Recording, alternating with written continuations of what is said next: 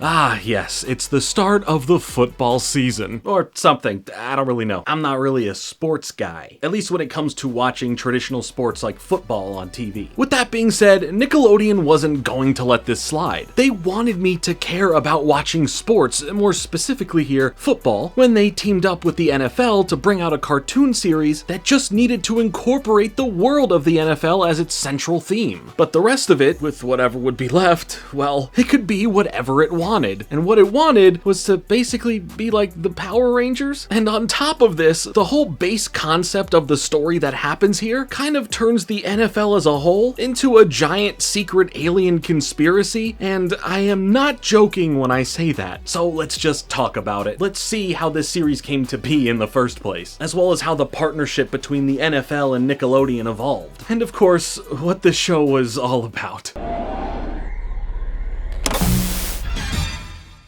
The main premise of NFL Rush Zone gives us the story of 10-year-old Ish, who is a fan of football but never got picked to play the game by his peers, so he definitely feels left out. One day, however, he is contacted by a person named OT, who wants Ish's help to keep safe the real secret of the NFL. You see, there is this core that apparently holds the essence of the universe within it. For its safety, the core was split into shards, with these alien creatures being in charge of protecting the individual pieces they have of it. When the bad guy named Sudden Death tries to go after it to use it in destroying the world or universe or ruling it or turning everyone into robots or something, the aliens protecting the shards, who are known as Rushers, yes, that's Rushers with a Z at the end, end up landing on Earth, as they then split off to build 32 safe spots where they could hold and defend the shards from Sudden Death coming to get them. Yes, these 32 safe spots would end up being the 32 NFL stadiums. Now, they didn't adopt these special personas at their individual stadiums. The Rushers,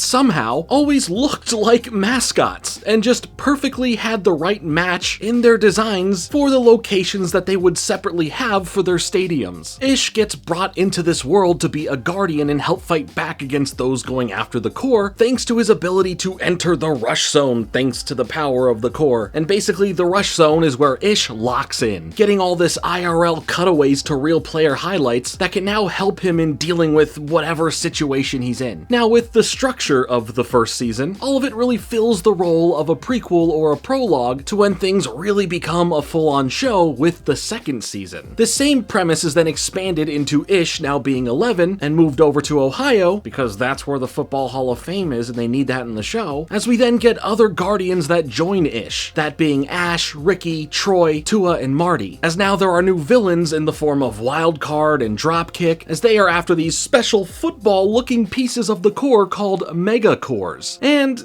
that's it. That's the main plot for the rest of the series. These kids are now supposed to protect the NFL, which in doing so, saves the universe. Rush Zone is up next.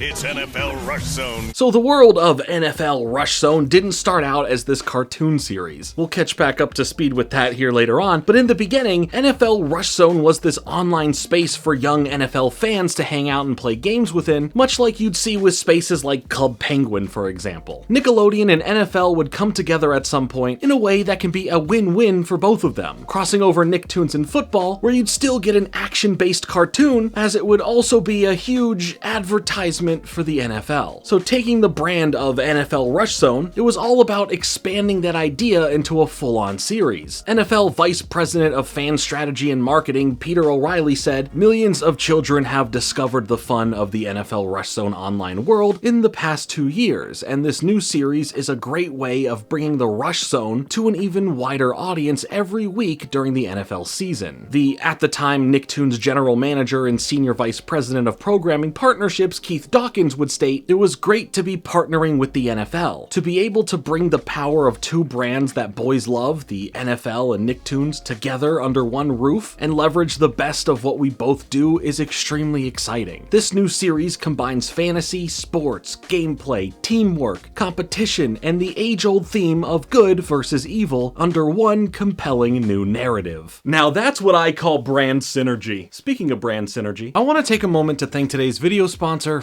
Fabletics. Fabletics has been the solution to everything I had been looking for when it comes to needing the best activewear out there, helping me live a healthier lifestyle all around as well as feeling comfortable in it. In addition to feeling nice in it, it also just looks really nice. And the functionality of them is legitimately unmatched. Fabletics follows a great 3F rule: fashion, fit, and function. All three are clearly checked off with any piece that you'd wear. I love how breathable the shirts feel, and with incredible features like sweat-wicking fabric, it makes dealing with sweat a no-sweat situation. The shorts, on top of having the same sweat and odor-resistant features, have these internal and external pockets to them. So if you're going on a little jog, you don't have to worry about your phone bouncing around. It's the little details and thoughtfulness from Fabletics that shows they know what an active person would want from their clothes. Beyond this, Fabletics wants to help you enter into the fall season correctly. Becoming a VIP member not only will get you up to 50% off every item, but you will also get a special 80% off deal for your first few items, and then 70% off the rest of your order once you sign up. With your VIP membership, you'll also get a 2-piece outfit, a kit, or any single item up to $100 every month, or at the start of the month between the 1st and the 5th, you can choose to skip without being charged for that month. Plus, under the membership, you get access to shop across men's and women's styles, as well as scrubs and even Yitty, plus many other perks and benefits like early access to new drops, VIP-only sales, and more. I've been wearing Fabletics activewear for a little while now, and I genuinely love the premium quality feel that everything has to it. I love the way they look, I love the way they feel, and so will you. So click the link in the description to get 80% off your order when signing up to become a new VIP. Thanks again to Fabletics for sponsoring this video. Now, Nickelodeon has always had major initiatives to get the audiences watching to go be more active, to go outside and play. I mean, who can forget when they would have the whole worldwide day of play thing, where all of Nickelodeon's suite of channels stopped broadcasting shows and instead had a message on the screen that would tell you to go outside and play. I guess 3 hours somehow equals a whole day, but come on, Nickelodeon needed to get back to delivering the cartoon goods at the proper peak hours. But all of this to say, yeah, I guess it makes sense that Nickelodeon would start working with the NFL in this capacity, wanting to create a cartoon around the already established IP that had around 2 million users already, to where there could be some good brand recognition. Things, however, would start out slow. This wasn't going to be a full-on series right away, but instead something that could feel more like a webtoon, both in animation quality and length. The whole first season of the show, dubbed Guardians of the Core, would be 22 episodes of these 2 to 5 minute shorts that would premiere weekly throughout the NFL season. But this wasn't for the main Nickelodeon channel, no. This was airing on their sister channel, Nicktoons. At the same time, the series would also premiere on NFLrush.com so they could get the attention from the audience there that may not have been able to see or even know about it being on Nicktoons. After this would all come to an end in February of 2011, this whole thing kind of disappeared for a bit, making it seem like it was a one-and-done deal. But surprisingly, over a year and a half later, we would actually get word about why there was nothing more of this joint project for so long. And that's because they were busy turning NFL Rush Zone into a full-fledged cartoon series instead of just being shorts. We are proud to partner with the NFL to bring Nicktoons viewers a full-length second season of NFL Rush Zone, combining rich storytelling, animation, fantasy, and kid-relatable content with teamwork, competition, and the world of the NFL. NFL Rush Zone truly reflects the best of our two worlds. That was said once again from Keith Dawkins, as he said a lot of the same things that he said before, but this time announcing the partnership has grown to where this is going to be a full-on show now. We are thrilled to continue our relationship with Nickelodeon by expanding the NFL Rush Zone world that kids love through a first-of-its-kind animated series. That was said by Peter O'Reilly, and I'm not too sure what that last part meant, you know, a first-of-its-kind,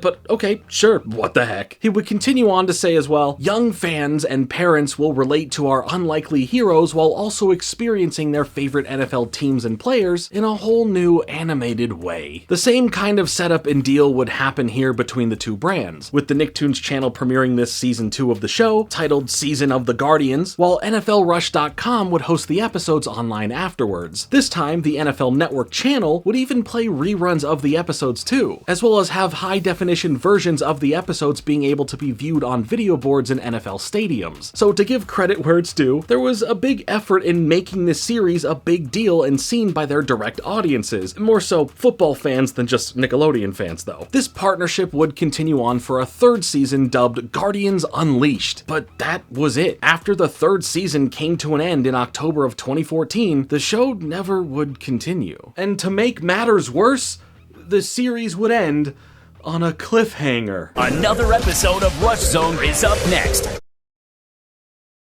It's NFL Rush Zone. With how the third season came to an end, it teases that the main story in dealing with the big bad of the series wildcard isn't over, as he escapes defeat with the kids themselves doing that whole teasing thing where they know something is going to be coming thanks to all of this, and everyone is counting on them to take care of things and be protectors. So while not saying what will happen next, they just know something is gonna happen and the story isn't over. There was never a confirmed fourth season that was in the works or planned, but based on how this final season ends, it kind of makes it clear that they weren't done and that more would have been ready to be made if the series would have continued. I do think that if you found yourself caring about the story on like a true deeper level, if that's even possible for this show, then maybe there is enough here to be satisfied with how it ends, but it just feels empty, and even more of an insult after watching every episode only to get to this conclusion. Now, regardless of the show ending and the whole NFL Rush Zone thing in general just kind of fading away over time and not really being a thing anymore, the relationship between the NFL and Nickelodeon was fine, and in fact, you could say that it's stronger than ever now, as Nickelodeon directly plays full-on games on their network, but not just on some rebroadcasting type of deal, not even close, because these are full-on special versions and different ways to view the actual games, with a lot of extra special effects done on the screen to make things more fun and dynamic for the viewers, as well as commentary provided by actors, or having voice actors come and do their iconic Nickelodeon IP voices, like the whole SpongeBob crew, for example. Now, I'm not saying that in modern day it pulls me in to want to watch sports on TV, but I do think that if they did stuff like this when I was a kid, I'm honestly not ruling out that there could have been a chance of me getting into it more back then. As for NFL Rush Zone now, it stands as this kind of weird cartoon, and no, not weird just for the sake of the mascot creature alien things that look the way they do and honestly make me feel uncomfortable. Weird for the fact that if you strip away all the NFL stuff from it, you really aren't left with anything that could work on its own or feel unique in any way. The main plots are extremely formulaic and generic and only seem to be built around giving the spotlight to how awesome the NFL is, how cool the team or the players featured in the episodes are, and whew, you know, it's really,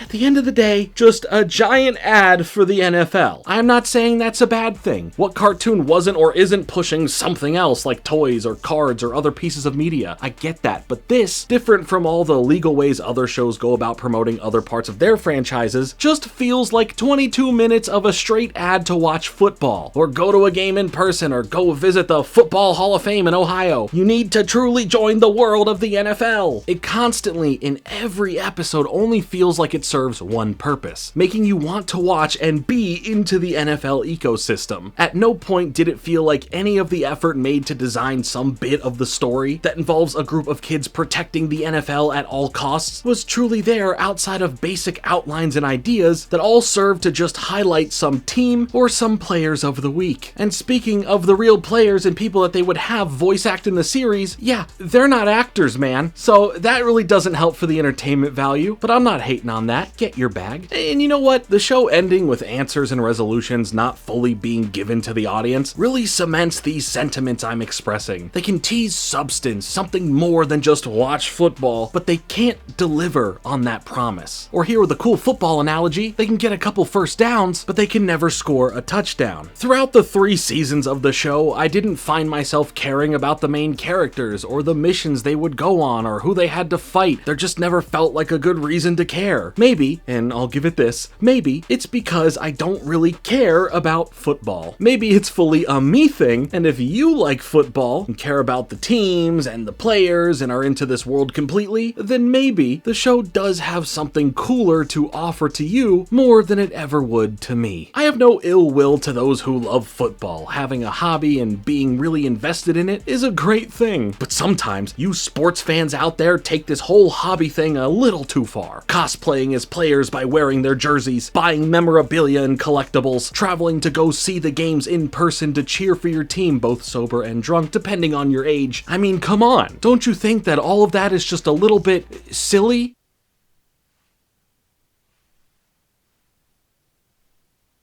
Yeah, okay, point taken. Heck, I literally just even went to the Pokemon World Championships to watch other people play Pokemon. I am sorry for being a hypocrite. At the end of the day, I don't think an idea like this is a bad one. I, in fact, love that there is always some sort of push from Nickelodeon to get younger audiences interested in outdoor activities and sports. Growing up, just because I didn't watch sports on TV, didn't mean I wasn't outside and playing basketball with friends or tossing around a football or even skateboarding, which was my personal favorite thing to get into outside of playing basketball. I do think a show like this can work. I love a lot of sports media, specifically all of the many great movies and shows all about them that are out there. But at their core, what they all have is substance. Whether that's following the story of a singular person or watching a team having to work together to overcome a hard challenge, there was just always more to offer than just advertising the sport itself. If I'm watching a movie like Friday Night Lights, I am there for the characters and the story that ultimately involves the sport, but I am not there solely for the sport itself. And I think that's the big difference for me when it comes to a show like this. I know a show like NFL Rush Zone could work if it wasn't for the focus always having to be about the NFL, and instead would go and focus on the characters themselves. Sure, getting to have the players and teams directly involved in the episodes may have been cool fanfare, but with this being important to every episode makes it so that any special feeling that could have been there is now completely gone. For me, there really isn't anything to discuss too deeply when it comes to what we see in the series. The plots and characters feel so uninspired, repetitive, and, for it being an action series, boring. I would have probably just enjoyed watching the NFL rather than what felt more like a giant ad to watch the NFL, you know? What was more interesting to me was seeing how these brands came together to make this happen, because the show just wasn't for me, and even if it was, I don't think it had enough substance to really break down, you know? Outside of understanding that it was all NFL propaganda. Now, with that all being said, what are your thoughts on NFL Rush Zone? Did you ever get a chance to see this series while it aired? Were you into it either because you genuinely enjoyed it for what it was, or because it was so heavily filled with real NFL branding and included the real teams and players? Let me know all of that and more in the comments below. Thank you so much for watching. Make sure to leave a like on this video and to subscribe for more videos like this coming soon, but until then,